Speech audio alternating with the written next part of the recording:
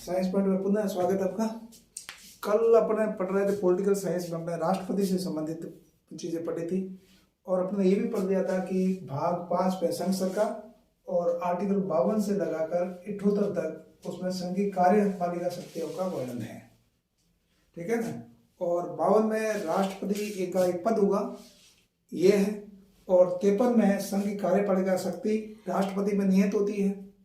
54 में राष्ट्रपति का चुनाव और 55 में राष्ट्रपति के चुनाव का तरीका क्या है, आर्टिकल 55 में। इतनी चीजें अपन लोगों ने पढ़ ली थी।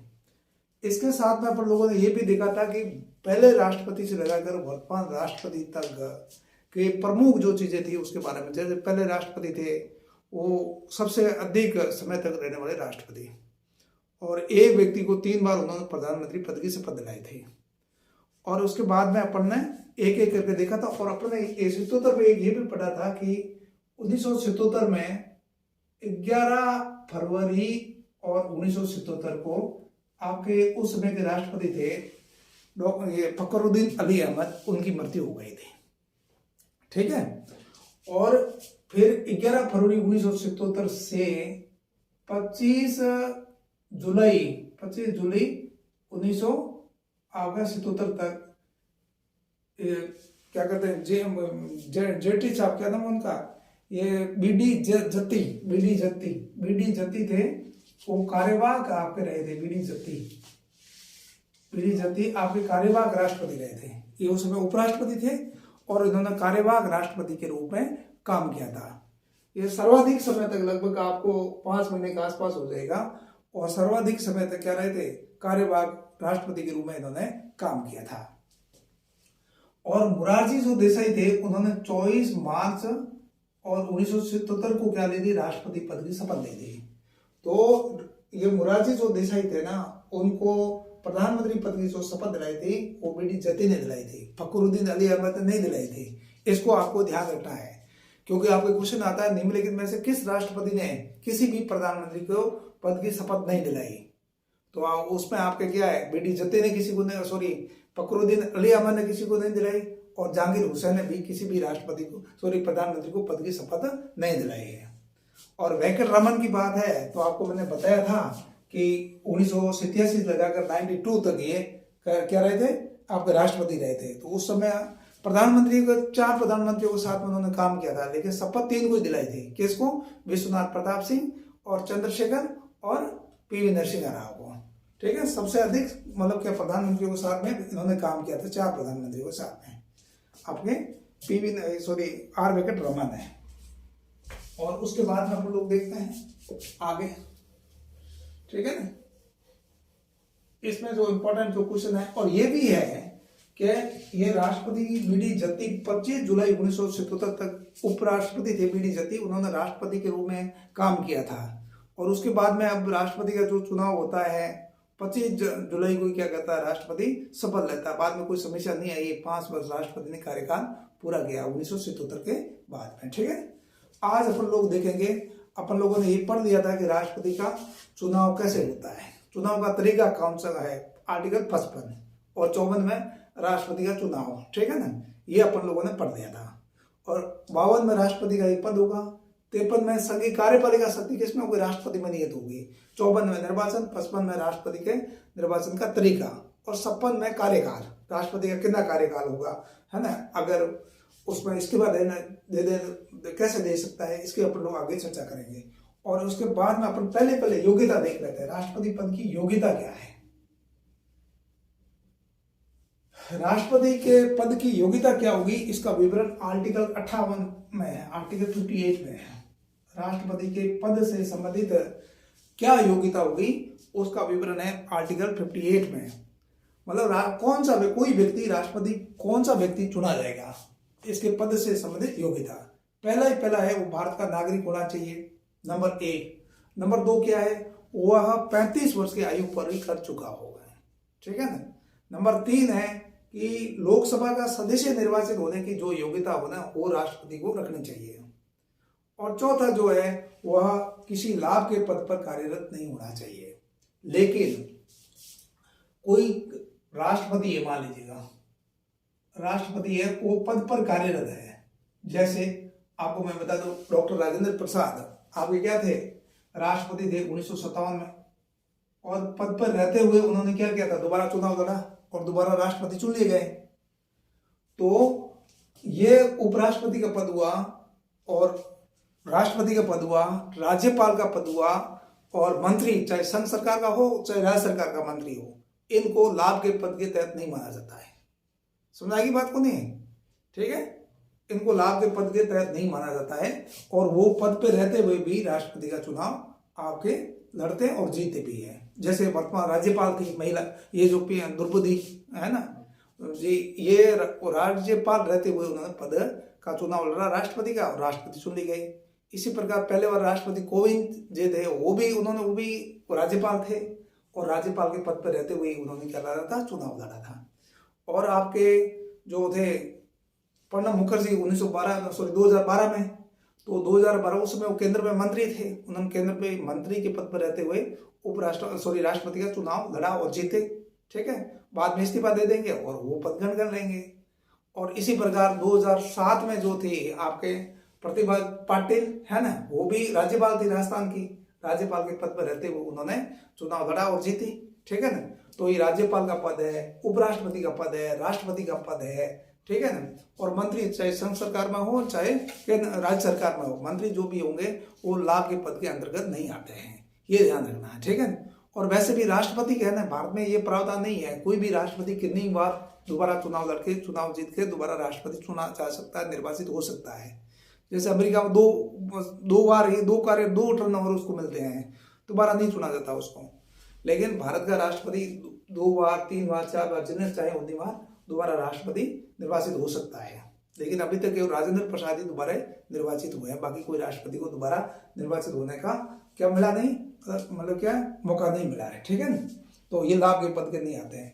इतने से कुछ नहीं होता, ये तो योग्यता हो गई, इतना होने से ही वो क्या है, चुनाव नहीं लड़ पाएगा, ये तो होना ही चाहिए। इसके साथ में क्या होना चाहिए, जो भी व्यक्ति राष्ट्रपति का चुनाव लड़ना चाहता है तो 50 तो उसके प्रस्तावक होना चाहिए और 50 ही उसके अनुमोदक होना चाहिए। ये प्रस्तावक और ये अनुमोदक होना चाहिए।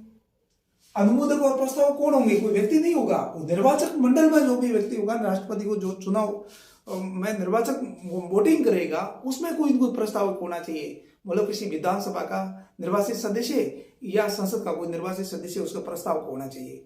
ठीक है, और 50 ही अनुमोदक होना चाहिए। मतलब राष्ट्रपति का चुनाव लड़ने के कम से कम आपको 100 व्यक्ति चाहिए। कौन से, जो कि राष्ट्रपति निर्वाचक मंडल में है, वो उसके प्रस्तावक हो या अनुमोदक हो। ठीक है ना, और इसके साथ में 15,000 जमानत जो राशि होती है ना, जमानत राशि 15,000 रुपये, यह आपको आरबीआई में जमा करना पड़ेगा। ठीक है ना, अगर कुल वोट डाले गए हैं, कुल वोटों का 1/6 अगर प्राप्त कर लेगा चुनाव लड़ने वाला कोई भी व्यक्ति, तो उसकी जमानत राशि क्या है, वापस लौटा दी जाएगी। ठीक है, कुल डाले गए मतों की बात बता रहा हूं, कोई भी उम्मीदवार कुल डाले गए मतों का 1/6 प्राप्त कर लेगा तब तो उसको जमानत राशि वापस मिल जाएगी। और 1/6 नहीं प्राप्त कर पाएगा तो उसकी जमानत राशि क्या हो जाएगी, आपकी जब्त हो जाएगी। यदि उम्मीदवार डाले गए मतों का 1/6 प्राप्त करने में, 6 भाग प्राप्त करने में असमर्थ रहता है तो उसकी जमानत राशि जब्त हो जाती है। बात आई समझ में नहीं? ठीक है, अब क्या है, 1997 से पहले क्या था, आपके 1997 से जो पहले थे प्रस्तावक कितने नहीं थे, 10 ही प्रस्तावक थे और 10 ही अनुमोदक होना चाहिए। ठीक है, और जमानत राशि कितनी थी आपके, करीबन 2,500 रुपए थी। ये 1997 में इसको क्या क्या बढ़ाया दिया गया, प्रस्तावक कर दिए गए 50 और अनुमोदक भी 50 कर दिए। क्यों कर दिए गए, क्योंकि बहुत सारे लोग खड़े हो जाते थे, ठीक है ना, जो चुनाव के लिए गंभीर नहीं थे। ठीक है ना, कोई भी पॉपुलर होने के लिए चुनाव लड़ लेता था, उसमें क्या करता, 10 एमएलए को साइन करा दिए, 10 ही अनुमोदक करा दिया किसी एमएलए से, 20 से काम चल जाता था, या एमपी जो भी हो। अब 100 चाहिए कम से कम, ये है। ठीक है, जमानत राशि तो 15,000 रुपए कोई बड़ी बात नहीं है, लेकिन ये इसमें समस्या होती है इतने प्राप्त करने में। ठीक है, तो इसका उद्देश्य था उम्मीदवारों को हतोत्साहित करना जो चुनाव को गंभीरता से नहीं लेते हैं, केवल पॉपुलर होने के लिए चुनाव लड़ लेते हैं। और 1990 से पहले क्या था, कोई भी व्यक्ति जो चाहे उतने चुनाव क्षेत्रों में चुनाव लड़ सकता था। एक कोई यूपी में हुआ करते थे, धरती पकड़, उन्होंने 85 सीटों पर क्या भर दिए, आपके नामांकन भर दिया। तो फिर लोकसभा या विधानसभा के अधिकतम 2 सीटों पर कोई व्यक्ति चुनाव लड़ सकता है। ये भी पाबंदी लगाई गई। क्यों लगाई गई? इसका उद्देश्य था उन उम्मीदवारों को हतोत्साहित करना जो कि चुनाव को गंभीरता से नहीं लड़ते हैं। उनको पता है चुनाव लड़ेंगे लेकिन जीत नहीं पाएंगे, लेकिन पॉपुलर होने के लिए क्या करते थे? खड़े हो जाते थे। ये काम किया गया, ठीक है ना। ये आपकी योग्यता है, ठीक है ना। और उपराष्ट्रपति में क्या होगा? प्रस्ताव 20-20 है, राष्ट्रपति में 50, उसमें 20-20, ठीक है ना। जमानत राशि दोनों की सेम है, अपन आगे उसको पढ़ेंगे आगे उपराष्ट्रपति में। अब है राष्ट्रपति पद के लिए शर्तें। ये तो योग्यता। शर्तें क्या है? शर्तें आर्टिकल 59 में राष्ट्रपति पद के लिए क्या शर्तें होगी? वो है आपका आर्टिकल 59 राष्ट्रपति पद के लिए शर्तें, ठीक है ना।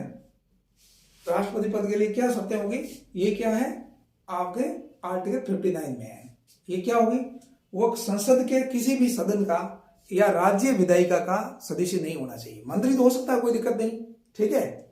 और राज्य विधायिका का और मतलब क्या है, संसद के किसी भी सदन का व्यक्ति वो सदस्य नहीं होना चाहिए। ऐसा व्यक्ति निर्वाचित होता है तो उसे पद ग्रहण करने से पूर्व उसको क्या करना? त्याग पत्र देना पड़ेगा, ठीक है ना। ये हो गया। दूसरा, लाभ का पद धारण नहीं करेगा वो, ठीक है ना।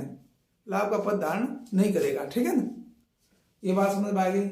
और तीसरा बात है, उसे बिना किराए, यानी राष्ट्रपति जो भी राष्ट्रपति व्यक्ति चुना जाएगा उसे बिना किराए का, ठीक है, किराया चुकाए अधिकारी निवास जिसे राष्ट्रपति भवन है उसे आवंटित होगा, ठीक है। और उसे संसद द्वारा निर्धारित उपलब्धियां, भत्ते और विशेष अधिकार प्राप्त होंगे। किसको? राष्ट्रपति को। अपन ने पढ़ा था वेतन, अनुसूची 2 अपन ने पढ़ा था वेतन से संबंधित, और मैंने आपको बताया था कि राष्ट्रपति का उसमें वेतन नहीं है। राष्ट्रपति के लिए वेतन के स्थान पर परिलब्धियों शब्द का इस्तेमाल हुआ है, ठीक है ना। ये अपन ने पढ़ा था, ठीक है। ये अपने को इसमें ये बहुत इंपॉर्टेंट है, इसको देखते रहना है। अब उसके बाद मान लीजिए ये जो वेतन भत्ते जो भी संसद निर्धारित करती है वह उसके कार्यकाल के दौरान कम नहीं किए जा सकते। और राष्ट्रपति जब पद से निवृत्त हो जाता है, ठीक है, चाहे कार्यकाल पूरा होने की वजह से, तो उसके बाद में उसको पेंशन मिलती है, वो भी संसद निर्धारित करती है। और उसकी अगर मृत्यु हो जाए तो उसका जो स्पाउस होता है ना, स्पाउस मतलब पति या पत्नी, कोई भी, मान लीजिए कोई राष्ट्रपति आदमी है, मेल है, तो उसकी पत्नी को आधी पेंशन मिलेगी।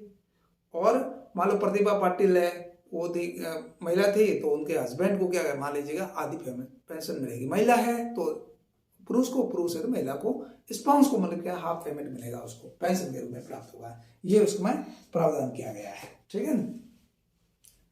और राष्ट्रपति को अनेक विशेषाधिकार प्राप्त है जिसका विवरण आर्टिकल 361 में है, ठीक है। जैसे कोई कार्य करता है, शक्तियों का उपयोग करता है पद पर रहने के दौरान, तो उसे न्यायालय में उसे उत्तरदायी नहीं ठहराया जा सकता, ठीक है ना। और पद पर किए हुए कार्य के लिए उसे किसी भी रूप में, किसी भी न्यायालय में जिम्मेदार नहीं ठहराया जा सकता।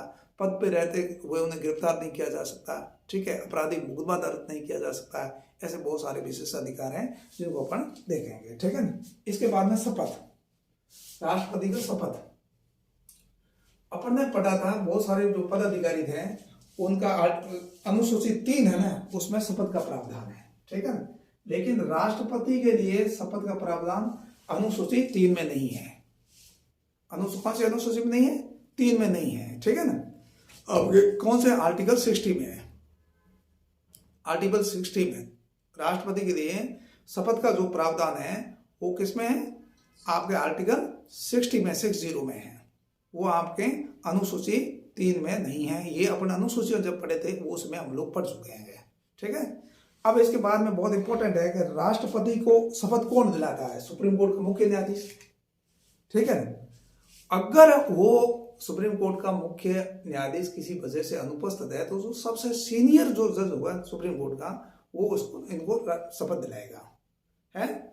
और इसके बाद में राष्ट्रपति गोपनीयता की शपथ नहीं लेता। सबसे इंपॉर्टेंट चीज ये है, ठीक है ना। राष्ट्रपति गोपनीयता का शपथ नहीं लेता, पद की शपथ लेता है, ठीक है ना। उसमें क्या होता है? राष्ट्रपति ये शपथ लेता है कि मैं श्रद्धापूर्वक राष्ट्रपति के पद का क्रियान्वयन करूंगा, नंबर 1, ठीक है। और नंबर 2 क्या करता है? वह संविधान और विधि का परिरक्षण, संरक्षण और प्रतिरक्षण की शपथ लेता है। यानी वो कहता है कि वह असफल रहता है कि मैं भारत के संविधान और विधि का परिरक्षण, संरक्षण और प्रतिरक्षण करूंगा। ठीक है। तीसरा, ये बहुत इंपॉर्टेंट है, भारत की जनता की सेवा और कल्याण के लिए नियुक्त रहने की वह शपथ लेता है। कौन? राष्ट्रपति। ठीक है। राष्ट्रपति पद की शपथ लेता है, राष्ट्रपति गोपनीयता की शपथ नहीं लेता है। ये बात समझ में आएगी कि नहीं आएगी? अब राष्ट्रपति का कार्यकाल, राष्ट्रपति का कार्यकाल, राष्ट्रपति का कार्यकाल, ये कार्यकाल का जो प्रावधान है कौन से आर्टिकल में है? आर्टिकल आपका 56, आर्टिकल 56। ठीक है, 56 में आपके कार्यकाल का प्रावधान है। ठीक है, समझ आई बात को? अब देखना, अपने पढ़ लिया 52 में राष्ट्रपति का पद, 53 में क्या है? संघ कार्यपालिका शक्ति किसमें है? आपके राष्ट्रपति में नियत है। और 54 में क्या है? राष्ट्रपति का चुनाव। 55 में क्या है? राष्ट्रपति के चुनाव का तरीका कैसा होगा? अनुपातिक प्रतिनिधित्व की एकल संक्रमणीय मत प्रणाली के द्वारा। ठीक है, ये है उसमें। और 56 में क्या होगा? कार्यकाल हो गया। 57 में क्या है आर्टिकल में? राष्ट्रपति पुनर्निर्वाचन के लिए क्या है? योग्य है। ठीक है, दोबारा चुनाव लड़ सकता है। और इसके बाद में हुआ आपके ये जो अगला कौन सा हो गया? 56 हो गया। 56 के बाद में ये एक और अपन पढ़ा था 57 हो गया, सॉरी 57 के बाद में 58 में क्या प्रावधान है? राष्ट्रपति के पद की योग्यता, कौन चुनाव लड़ सकता है। ठीक है, 59 में क्या है? राष्ट्रपति पद के लिए शर्तें। और 60 में क्या है? शपथ। ठीक है ना, बाकी जो पदाधिकारी है उनके शपथ का प्रावधान किसमें है? आपके आर्टिकल अनुसूची 3 में है, लेकिन राष्ट्रपति के लिए आर्टिकल 60 में है, 60 में। ये बात हो गई। अब कार्यकाल, राष्ट्रपति जिस दिन पद धारण करेगा ना, उस दिन से उसका 5 वर्ष का कार्यकाल होगा। कितने वर्ष का? 5 वर्ष का। समझ गए बात को? नहीं? ठीक है, 5 वर्ष का कार्यकाल होगा। अब एक चीज यहां से ये भी ध्यान रखनी है, कोई भी आपकी संस्था है, मान लीजिए विधानसभा है या लोकसभा है, जो भी है, उसका चुनाव हो गया। जैसे कभी मान लीजिएगा 1 दिसंबर को चुनाव हुआ 2013 में, 1 दिसंबर विधानसभा का, राजस्थान विधानसभा का 2013 में ये हुआ आपका चुनाव। ठीक है ना, तो प्रथम जो बैठक होगी ना विधानसभा की, उस दिन से कार्यकाल गिना जाएगा। नहीं बेटा, समझ रहे? चुनाव होने से कुछ नहीं है, चुनाव हो गया तो हो गया। प्रथम बैठक होगी या राष्ट्रपति जब शपथ लेगा ना, उस दिन से उसका कार्यकाल 5 वर्ष के लिए गिना जाएगा। जैसे राष्ट्रपति शपथ लेते हैं 25 जुलाई को लिया है, 25 जुलाई 2022 को लिया है, तो ये 25 जुलाई 2027 तक ये रहेंगे। चुनाव तो पहले हो जाता है, 5-7 दिन पहले होता है। और इसका जैसे आपका विधानसभा है, लोकसभा का होता है, पहले राष्ट्रपति प्रधानमंत्री शपथ ले लेता है, लेकिन जो कार्रवाई उसमें जो बैठक होती है उस दिन से कार्यकाल उनका गिना जाता है। ठीक है, ये बात आगे समझ में। कार्यकाल 5 वर्ष का होगा। 5 वर्ष से पहले राष्ट्रपति चाहे तो पद इस्तीफा दे सकता है उपराष्ट्रपति को। ठीक है ना, और ये भी हो सकता है किसी वजह से अगर सुप्रीम कोर्ट क्या करता है, उसके चुनाव को रद्द करते हैं। ठीक है, तो भी उसको हटना पड़ेगा। तीसरा है संविधान का उल्लंघन, आपका हटाने का तरीका, राष्ट्रपति को महाभियोग की प्रक्रिया से हटाया जा सकता है। और महाभियोग की अपने काफी बार चर्चा की है। ठीक है ना, हटाने की प्रक्रिया क्या? महाभियोग की प्रक्रिया से। और महाभियोग से राष्ट्रपति को हटाने का एक ही तरीका है, संविधान का उल्लंघन, और कोई तरीका नहीं है। संविधान का उल्लंघन, बस हटाने का तरीका यही है। संविधान के उल्लंघन के आधार पर राष्ट्रपति को महाभियोग की प्रक्रिया के द्वारा हटाया जा सकता है। ठीक है, ये बात समझ आई कि नहीं आई है? तो वैसे नहीं हटा सकते, महाभियोग प्रक्रिया का आधार है संविधान का उल्लंघन। और उसमें क्या होता है मैंने आपको बता दिया, 14 दिन पहले सूचना देनी पड़ेगी लोकसभा अध्यक्ष को, अगर लोकसभा जाती है और राज्यसभा जाती है तो। ठीक है, उसके बाद में कम से कम 1/4 सदस्य, मतलब लोकसभा के भी 1/4 सदस्य, अगर लोकसभा संकल्प लाती है, प्रस्ताव लाती है हटाने का जो भी हो, और राज्यसभा लाती है तो उसके भी 1/4 सदस्यों का हस्ताक्षर होना चाहिए। ठीक है, और उसके बाद में क्या होगा? सदन में चर्चा होगी। सदन का, कुल सदन का, इसमें बहुत इंपॉर्टेंट है ये, उपस्थित और मतदान का नहीं, कुल सदन का 2/3 सदस्य चाहे ना तो राष्ट्रपति बना प्रस्ताव पारित कर दे पूरा का पूरा। 2/3 सदस्य, कितने? कुल सदन का 2/3, उपस्थित और मतदान का नहीं। ठीक है, कुल सदन का 2/3 चाहिए। ये बहुत इंपॉर्टेंट, पिछले बार आरएस में कुछ नया मेंस में, और अधिकांश बहुत सारे लोग गलत कर गए होंगे, और ये सामान्यतः कुछ आपके एग्जाम में आता ही रहता है। अब एक चीज और है, मान लो किसी वजह से राष्ट्रपति पद पर है, ठीक है ना, किसी वजह से राष्ट्रपति का मान लीजिए कार्यकाल 5 वर्ष का पूरा हो गया और चुनाव नहीं हो पा रहे, कोई भी कारण हो सकता है कि ऐसी राष्ट्र की कोई समस्या हो, ठीक है ना। चुनाव नहीं हो रहा है ना तो ये हटेगा नहीं 5 साल के बाद में, 5 साल के बाद में भी बना रहेगा जब तक कि चुनाव नहीं आ जाए, ठीक है ना। तो ऐसी स्थिति में जब चुनाव किसी वजह से नहीं हो पा रहा है तो उस समय राष्ट्रपति के पद को उपराष्ट्रपति गण किसी भी सूरत में नहीं करेगा। राष्ट्रपति उस पद पर बने रहेंगे जब तक कि क्या हो, अगर मतलब क्या चुनाव न हो जाएंगे, ठीक है। ये मुख्य बातें अपने को देख लेनी है। और महाभियोग का बहुत इंपॉर्टेंट है, कल अपन लोग महाभियोग के बारे में पढ़ेंगे और महाभियोग के साथ में आगे और जो राष्ट्रपति की शक्तियां हैं, ठीक है ना, और राष्ट्रपति के विशेषाधिकार की थोड़ी सी अपने चर्चा कर ली है, ठीक है ना। तो आज का जो क्वेश्चन है, इंपॉर्टेंट जो क्वेश्चन है आज के पार्ट का, सबसे इंपॉर्टेंट जो क्वेश्चन है, एक तो कहीं राष्ट्रपति के शपथ का प्रावधान 3री अनुसूची में नहीं है, 2री अनुसूची में राष्ट्रपति के लिए वेतन शब्द का उपयोग नहीं हुआ है, ठीक है। तीसरा महाभियोग का मतलब का शब्द है, महाभियोग शब्द की राष्ट्रपति के लिए यूज होता है, ठीक है ना। और महाभियोग में राष्ट्रपति को हटाने के लिए उस प्रत्येक सदन का 2/3 बहुमत, कुल सदन का 2/3 बहुमत होना चाहिए, उपस्थित और मतदान का नहीं, ठीक है। और ये भी अपन चर्चा कर ली कि कौन कौन से राष्ट्रपति ने और किसी प्रधानमंत्री को शपथ नहीं दिलाई। मैंने आपको बताया यदि पहले ने डॉक्टर राजेंद्र प्रसाद ने दिलाई, ठीक है ना, जवाहरलाल नेहरू को 3 बार दिलाई, डॉक्टर राधाकृष्ण दिलाई, इंदिरा जी को दिलाई है, गुलजार नंदा को दिलाई है, और क्या नाम है आपके इसके लाल बहादुर शास्त्री जी को दिलाई है, ठीक है ना। उसके बाद वीवी गिरी हुए तो उन्होंने भी शपथ दिलाई है, ठीक है ना। उसका फखरुद्दीन अली और जहांगीर हुसैन ने नहीं दिलाई, सिंसर से घोषित जहांगीर हुसैन, फखरुद्दीन अली ने कोई सी राष्ट्र मतलब प्रधानमंत्री को शपथ नहीं दिलाई। और बाद नीलम संजीव रेड्डी ने इंदिरा गांधी को दिलाई, चौधरी चरण सिंह को दिलाई, ठीक है ना। और उसके बाद ज्ञानी जैल सिंह हुए तो उन्होंने राजीव गांधी को दिलाई, ठीक है ना, क्यों भाई। और उसके बाद में कौन है, वेंकट रमन ने खूब दिलाई है, 3 को दिलाई है। शंकर दयाल शर्मा ने भी दिलाई, वाजपेयी को दिलाई है, इंद्र कुमार गुजराल को दिलाई है, और दूसरा वाले एक और था ना देवगौड़ा थे, उनको भी दिलाई है, ठीक है। और उसके बाद में आपके कौन थे, KR नारायण थे, उन्होंने भी दिलाई, वाजपेयी को दिलाई है। फिर APJ अब्दुल कलाम और मनमोहन सिंह जी को दिलाई है। फिर उसके बाद देवी सिंह पाटिल थे तो उन्होंने किसको दिलाई, मनमोहन सिंह को 2009 में दिलाई है, हैं। और उसके बाद प्रणब मुखर्जी थे, किसको दिलाई, मोदी जी को दिलाई 2014 में, ठीक है।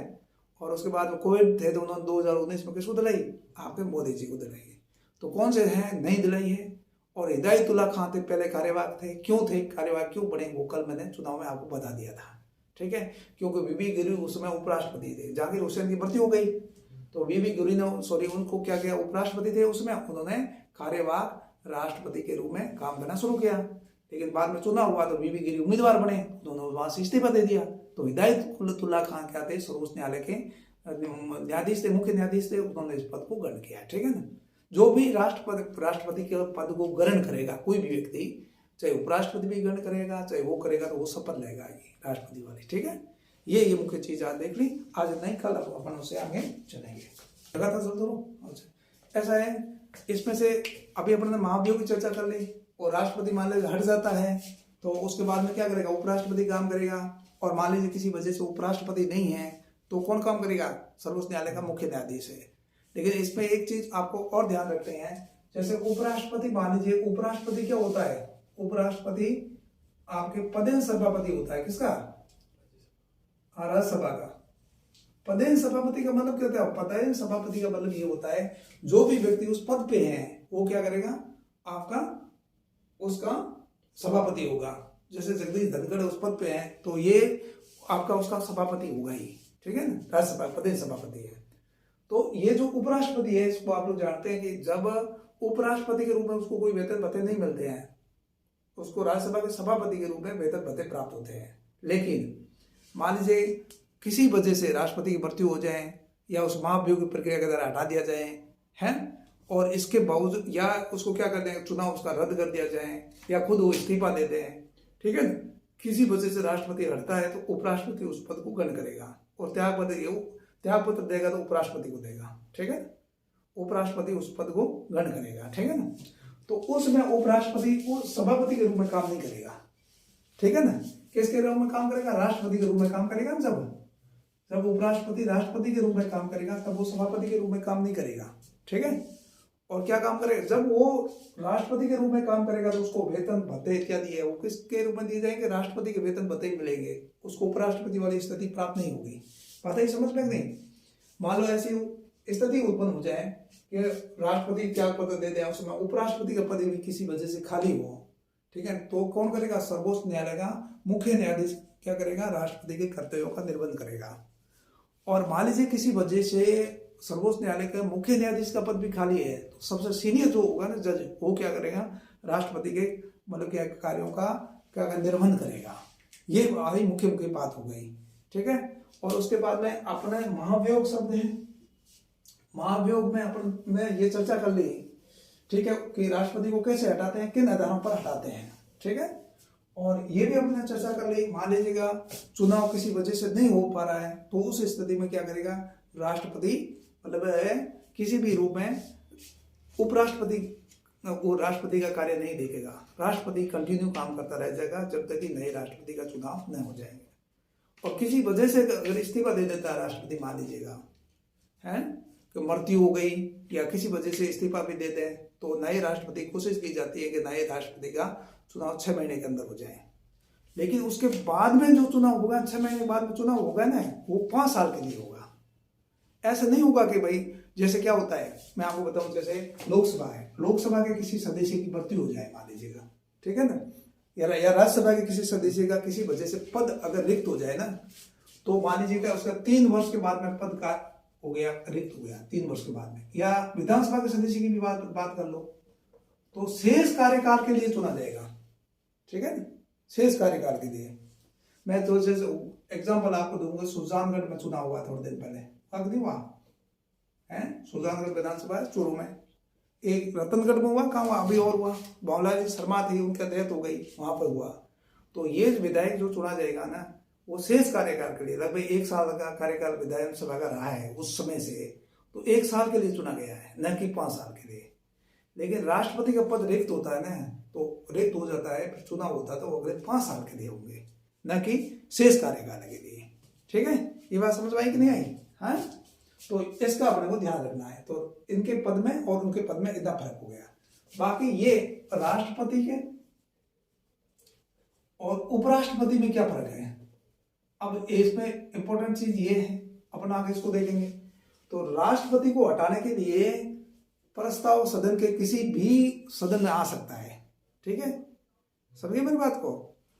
आपके लोकसभा भी ला सकती है, राज्यसभा भी ला सकती है, लेकिन उपराष्ट्रपति को हटाने की जो प्रक्रिया है ना, वो लोकसभा शुरू नहीं कर सकती, राज्यसभा ही कर सकती है। ये बहुत इंपॉर्टेंट है, अपन लाग पढ़ेंगे और पढ़ा भी अपन राज्यसभा के विशेष अधिकार क्या है। उसमें यह है कि उपराष्ट्रपति को हटाने की जो प्रक्रिया है वो राज्यसभा शुरू कर सकती है, लोकसभा नहीं कर सकती है उपराष्ट्रपति के लिए। लेकिन राष्ट्रपति को हटाने के लिए मतलब क्या, राज्यसभा भी कर सकती है और लोकसभा भी कर सकती है। बात है समझ में नहीं? अब हम जगदीश धनखड़ को हटाना है तो लोकसभा में प्रस्ताव नहीं लाया जा सकता, लेकिन लोकसभा सहमत होनी जरूरी है उस पर, वो बाद की बात है। शुरू करने का प्रस्ताव राज्यसभा ला सकती है, लोकसभा नहीं ला सकती। उपराष्ट्रपति के लिए, राष्ट्रपति के लिए कोई भी ला सकते हैं, ठीक है। ये इन दोनों में बहुत इंपॉर्टेंट मतलब क्या फैक्टर है, राष्ट्रपति के चुनाव में और उपराष्ट्रपति के चुनाव में, ठीक है। ये बात है समझ में नहीं? और चुनाव में तो अंतर है ही, उसको राष्ट्रपति के उपराष्ट्रपति के पद को अपन अलग से देखेंगे, अंतर देखेंगे। एक चीज आप और ध्यान रखना कि राष्ट्रपति को चुनाव कौन करता है? राष्ट्रपति का चुनाव कौन करता है? संसद के निर्वाचित सदस्य प्लस राज्यों की विधानसभाओं के निर्वाचित सदस्य, विधान परिषद के सदस्य नहीं, ठीक है। और इसके साथ में दिल्ली और पांडिचेरी की विधानसभाओं के निर्वाचित सदस्य, ये मिलकर करते हैं। देखिए राष्ट्रपति को हटाने में क्या विधायिका को पूछते हैं, विधानसभा के सदस्यों को पूछते हैं? नहीं पूछते हैं, संसद ही हटा दी, नहीं हटा दी। तो निर्वाचक मंडल में तो राज्यों की भूमिका है, लेकिन राष्ट्रपति को हटाने की प्रक्रिया में राज्यों की विधानसभाओं की कोई भूमिका नहीं है। बात है समझ में नहीं? ठीक है। लेकिन उपराष्ट्रपति के चुनाव में कौन है, अपन आगे इसको देखेंगे, उसमें एक संसद के सदस्य भाग लेते हैं। वो निर्वाचित भी हो सकते हैं, मनोनीत भी हो सकते हैं, राष्ट्रपति में नहीं लेते हैं। क्यों नहीं लेते हैं? एक तो चीज तो ये है कि राष्ट्रपति यानी मनोनीत जो भी सदस्य होते हैं उसकी नियुक्ति कौन करता है? राष्ट्रपति करता है, ठीक है।